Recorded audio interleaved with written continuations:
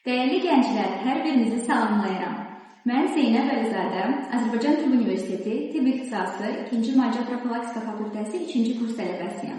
Eyni zamanda Həkimlər və Təbib Tələbələri İctimai Birliyi AzərMDS-də 2025-2026 illər üzrə bacarıq artırma üzrə vitse-prezidentəm.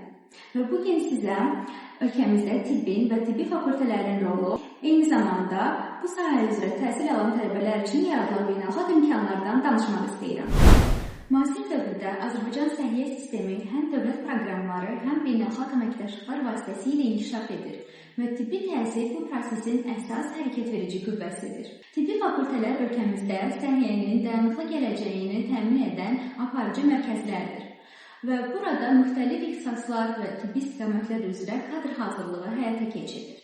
Müalicə profilaktika, stomatologiya, ictimai səhiyyə, əczaçılıq, hərbi tibb, fizioterapiya və digərləri.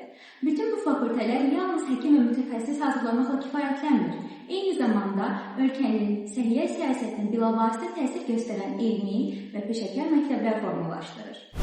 Həmçinin bir sıra tibb universitetlərində Tələbə Elmi Cəmiyyəti, Həmkarlar İttifaqı, Gənclər Təşkilatları öz fəaliyyətlərini göstərir. Məhz Azərbaycan Tibb Universitetində artıq 2 ildir startap şöbəsi də fəaliyyət göstərir.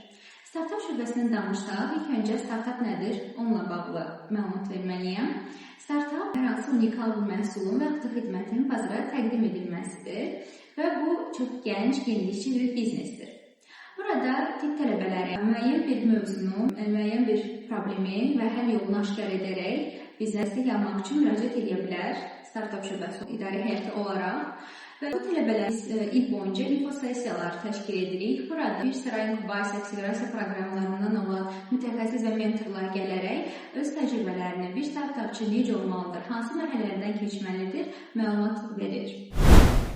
Və sonra üzərində tədqiqat apardığınız işinizi fakültə konfranslarında 5 dəqiqə çıxış edərək prezentasiya şəklində təqdim edə bilərsiniz. Düşünməyin təkcə ölkə daxilində konfranslarda iştirak edə bilərəm öz elmi tədqiqat işimlə. Ölkə xaricindəki konfranslara da öz tədqiqatınızı göndərə bilərsiniz və qəbul olduğunuz təqdirdə universitetiniz sizə maliyyə dəstəyi göstərə bilər.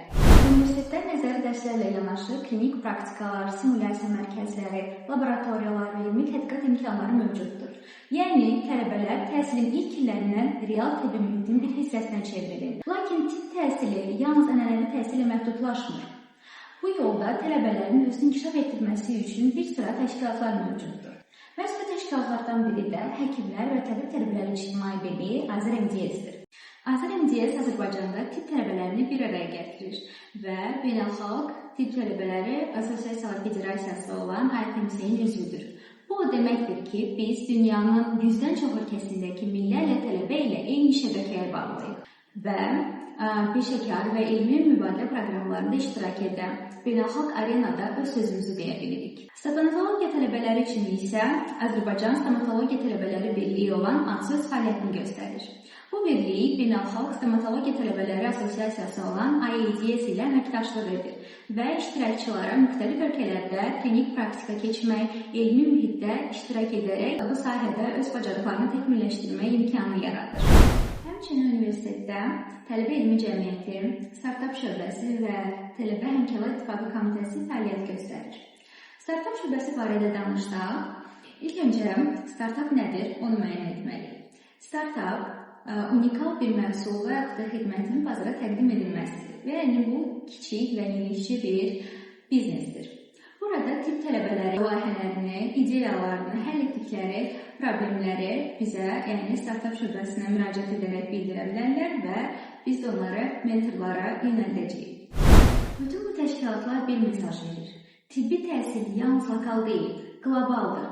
Hər bir tələbə istəyərsə, beynəlxalq səviyyədə praktika keçə bilər, təcrübə toplayar, elmi mühitdə özünü təkmilləşdirə bilər və gələcəyin səhiyyəsinə real töhfə verə bilər. Əziz dostlar, belə fürsətlərdən faydalanmaq üçün həyatlara qoşularaq ilk addım atmaq kifayətdir. Çünki həkim olmaq sadəcə peşə seçimi deyil, bu insana və cəmiyyətə xidmət yoludur. Unutmayaq ki, biz yalnız gələcəyin həkimləri deyilik, biz gələcəyin sağlam cəmiyyətinin memarlarıyıq.